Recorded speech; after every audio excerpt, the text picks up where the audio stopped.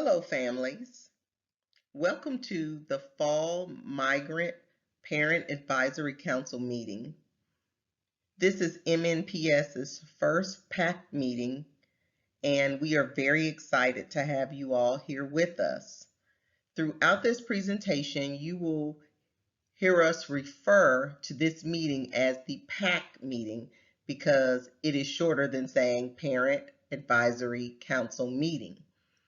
But that is what PAC stands for, Parent Advisory Council. My name is Kwachi Spencer, and I am here today with Maya Young and Arroyo, and we would like to discuss the PAC more in depth with you and your family. And we would love for you and your family to become more involved with our district's migrant education program.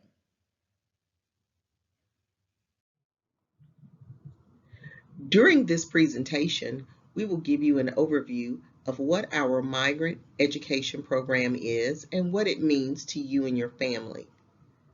Afterwards, Maya will discuss services that are provided through the MEP, and then our representatives from Arroyo will give you tips on how to better be a voice for your student and family.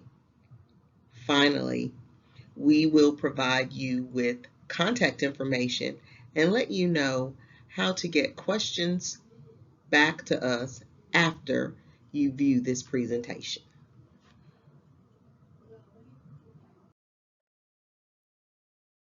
The Migrant Education Program, or MEP, is funded through Title I, Part C federal funds. These funds are available to help migrant students and their families receive additional supports so that they are afforded the same opportunities for educational success as all other students in MNPS. Migrant students are those students who move from one place to another for the purpose of work, most times in agriculture or farming. MEP also provides services that aid in ensuring that students graduate with their high school diploma.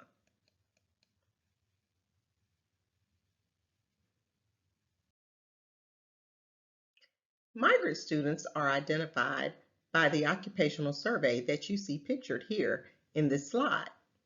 If a student answers yes to one of the three questions on the survey, their survey is sent to our migrant liaison here in our office, which is Maya Young.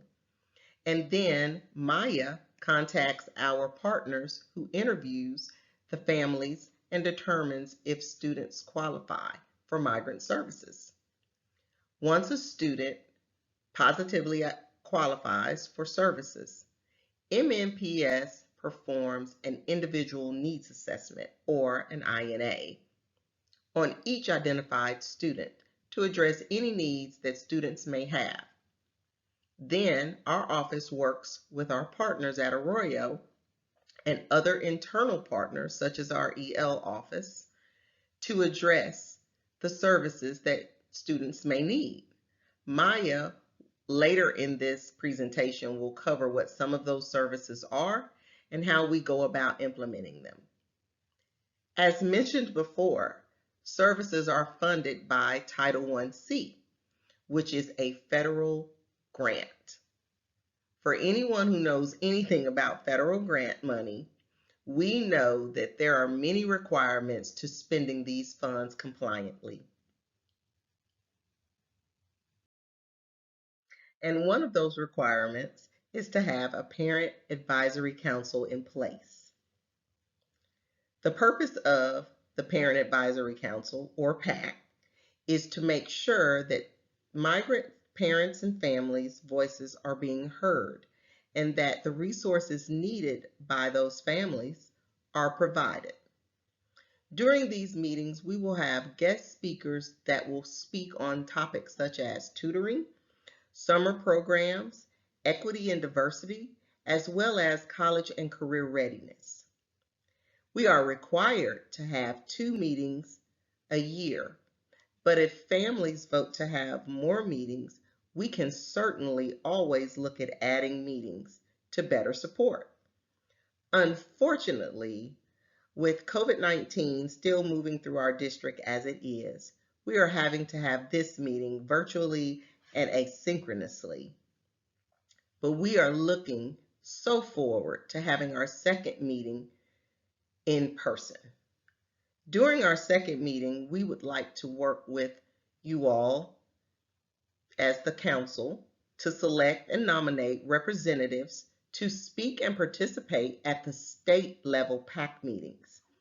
Our colleagues at the Tennessee Department of Education are also required to have PAC meetings, and they would love to have parents and families like yourself to be a part of the conversations at the state level. And now we'll go over the services provided through the Migrant Education Program. They include student meals, tutoring, college and career readiness, summer enrichment, family engagement, and support services. Student meals. While meals are no cost for migratory students, families who qualify for free and reduced meals should submit the free and reduced meal application because the program also helps connect families to things such as discounts for fees associated with college application processes, scholarships, and fee discounts for the SAT, ACT, and AP test. Benefits such as Supplemental Nutrition Assistance Program, also known as SNAP, and Families First. Tutoring. After school tutoring will be provided to migrant students once a week in core subject areas that they are failing or at risk of failing. Tutoring will be provided on site if possible or virtually to these students.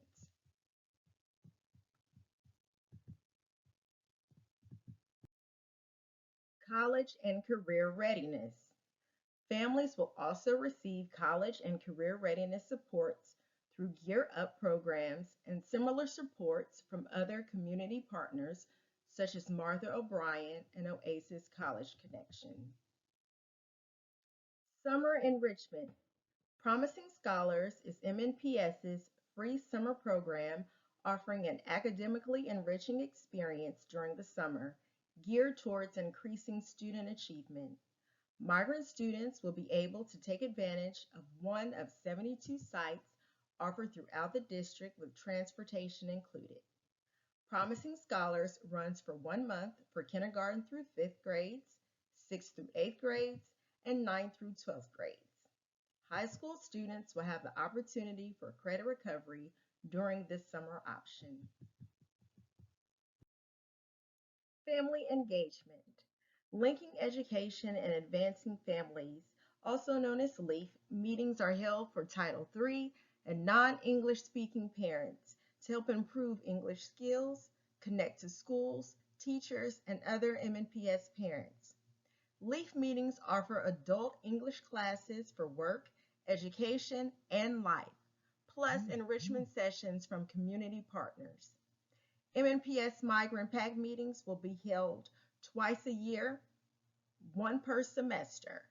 The meetings will be held virtually or at a central location convenient to parents participating in the PAC.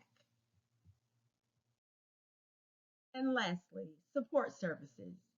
We can provide non-academic support services referrals if the need arises for health, dental care, and or community needs. Hi, my name is Michelle Cheney, and I am with the Tennessee Migrant Education Program. My colleague Rachel Jackson and I are going to share different ideas about how you can help your children continue to be successful in school. It is very important for parents and caretakers to know what is happening at school and with the Migrant Education Program. It is equally as important for the teachers and the Migrant Education Program staff to know what is happening with your family and your children at home. We are going to begin by talking about the idea of parent engagement. We will provide ideas about how you can stay connected to the school and participate in your children's learning. The Migrant Education Program also wants to hear from you.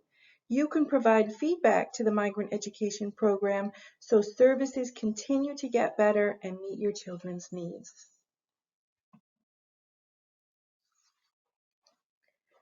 First, let's talk about what parent engagement means.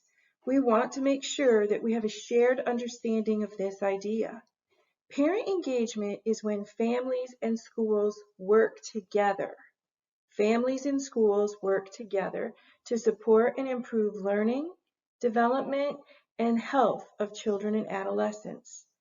Family and school partnerships are essential to children's school success.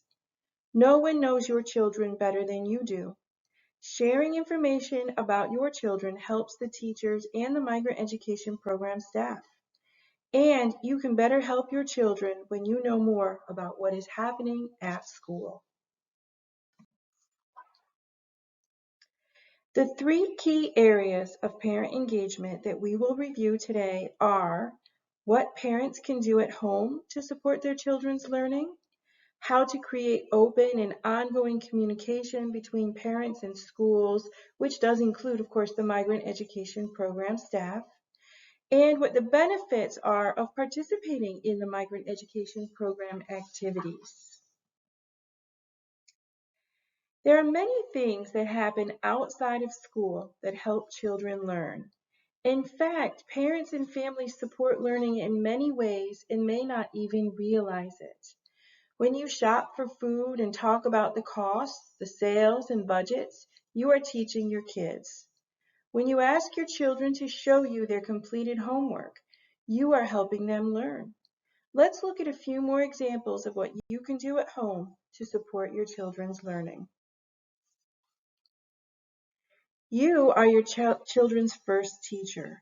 Talking to them when you do everyday activities like getting dressed, making dinner, or grocery shopping helps them learn language, vocabulary, math, and much more.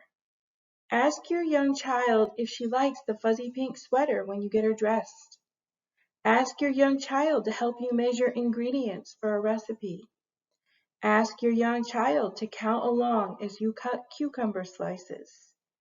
These are just a few examples. You probably have many more ideas. What can you and your young children talk about at bedtime? Putting on pajamas? Brushing teeth?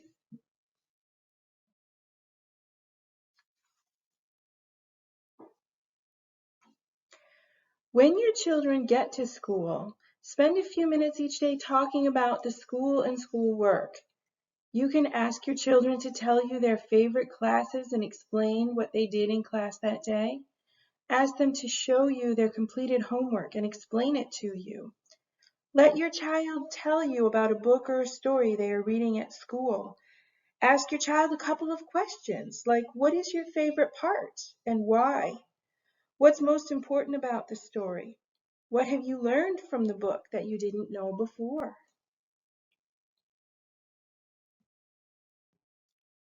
Now, let's talk about homework. Kids are learning new things at school every day.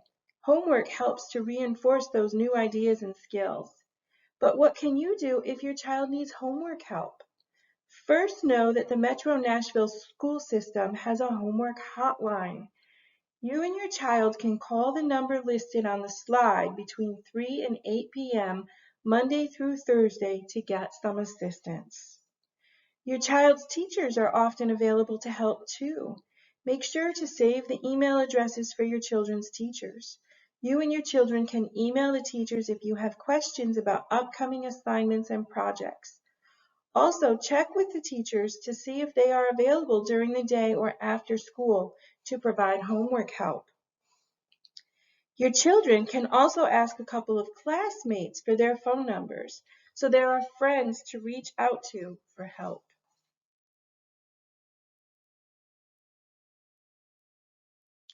Finally, one of the most important things you can do at home is talk with your children about the importance of school and education. Share positive comments and attitudes about school and your child's work. You might say something like, I see you are working hard on your project. School is important. Or the library is so big at school and has so many amazing books to choose from. Next, talk about educational goals, career choices, and even college. Some questions to ask might be, what do you want to do after high school? What careers interest you? And connect your children's education to their goals and career options. Examples include, let's find out about someone who works in the lab at the hospital and what they have to study to get that job. I wonder what someone who wants to become a mechanic, a teacher, or a vet has to study. Next, Rachel is going to talk about the importance of communicating with the school and the migrant education program.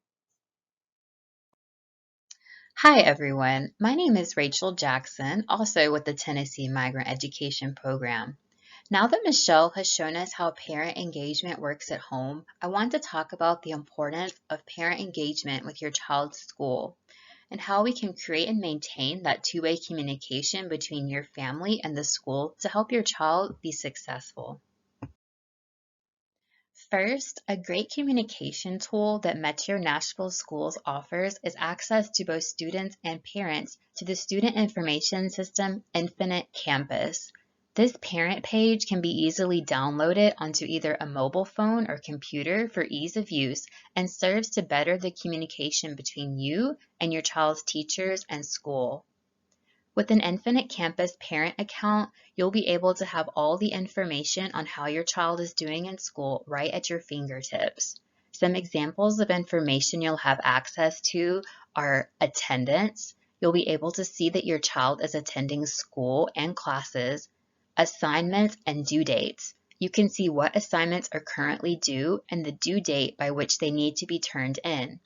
Grades. You can take a look at grades so you can know how your child is doing without necessarily having to wait for report cards to come out. Messages. And as we said, it's a great communication tool to both receive messages about your child or important announcements on things going on at school. To have access to the Infinite Campus Family Portal, you'll first need to create an account. To do this, you'll need an email address. Your email address will also be your account username, and you'll be asked to create a password. You will also need a special activation key from your child's school to verify your identity. Instructions on how to do this can be found at the web address shown in blue in the top arrow, mnps.org/students-families/family portal. If your child is older, setting up the account may be something you can do together, and you can always reach out to the school for help getting the account set up as well. Each school has a family portal liaison who you can ask to speak with, who is specially trained in helping to get your Infinite Campus account up and running and to deal with any issues that may occur. Once you have your account, you'll be able to use the information there to see how your child is doing in school. This can be a great tool for those conversations at home that Michelle was just speaking about. It can be a way to get the conversation started if you take a look at some of the information there together. For example, you might take a look at your students' classes together and talk about which are their favorites and why. Likewise, if you see a class with lower grades than the others, you can talk about why that may be and what support your child may need. You might have a conversation about attendance. With the sample student seen here, you can see that there are 5 absences for homeroom, but only 1 for earth science. Why is that? Has the student arrived late to school? Are there any classes the student has missed during the day?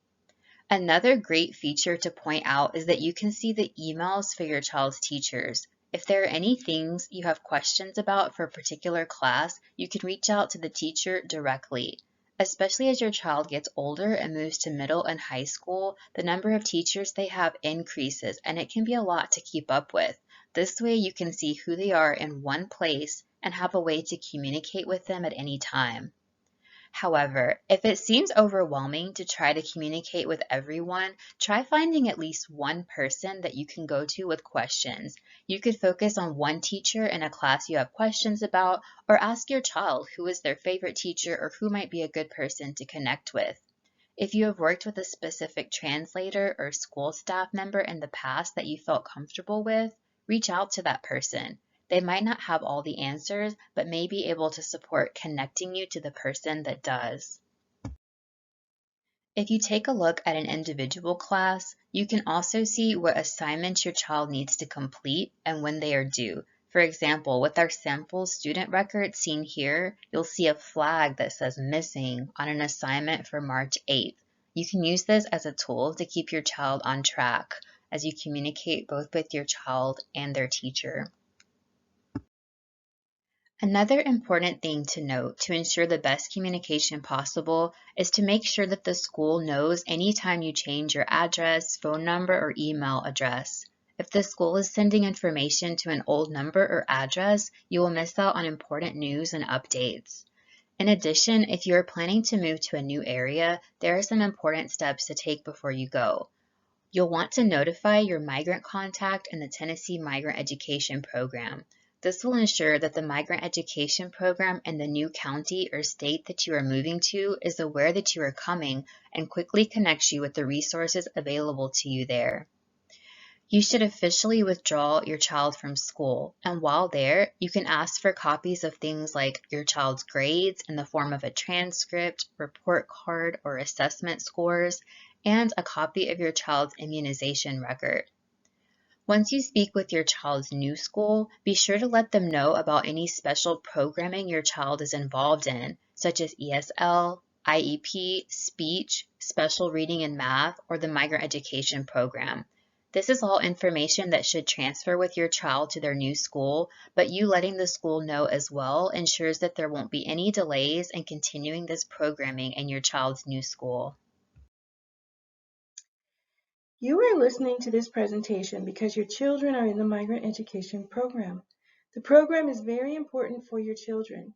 It may provide additional reading and math support, homework help, and work with other school districts to make sure your children are placed in the right grades and the right classes when you move to a new area. In order for the Migrant Education Program to provide just the right services for your children, they need your input. In this section, we'll talk a bit about how the Migrant Program helps you and what you can do to help it. Each migrant program has a Parent Advisory Council. This is a group of parents who meet 2 times each year with the migrant program staff to talk about how the migrant program is doing. During these meetings, parents typically share a meal, hear about the migrant program services, and provide feedback about what other services might be needed. In addition to each local Parent Advisory Council, there is a statewide Parent Advisory Council that meets twice a year. Parents from around the state join together, usually virtually, to talk about the migrant program services in different parts of the state. Your participation in the Parent Advisory Council and your feedback about how the migrant program is doing or what it can do differently to better meet your children's needs is essential to the success of the program and your children. Please consider participating in the council meetings when you can because your opinions are important.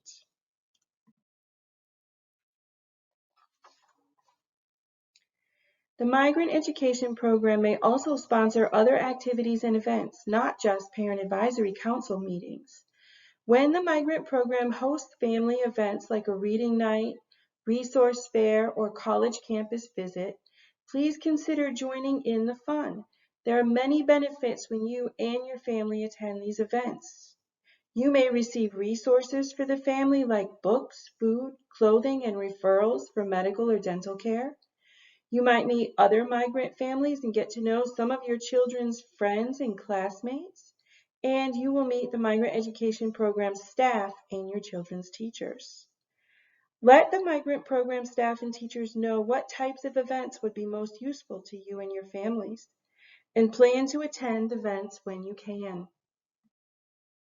If you have any questions about the Migrant Education Program, please feel free to contact myself, Maya Young, or Kwachi Spencer by email or by phone. My contact information is maya.young@mnps.org or at 615-259-3282 extension 858078, or you can contact Kwachi Spencer at kwachi.spencer at mnps.org or at 615-259-3282 extension 858258. Thank you, family, so much for attending this first MNPS Migrant PAC meeting. We'll see you soon.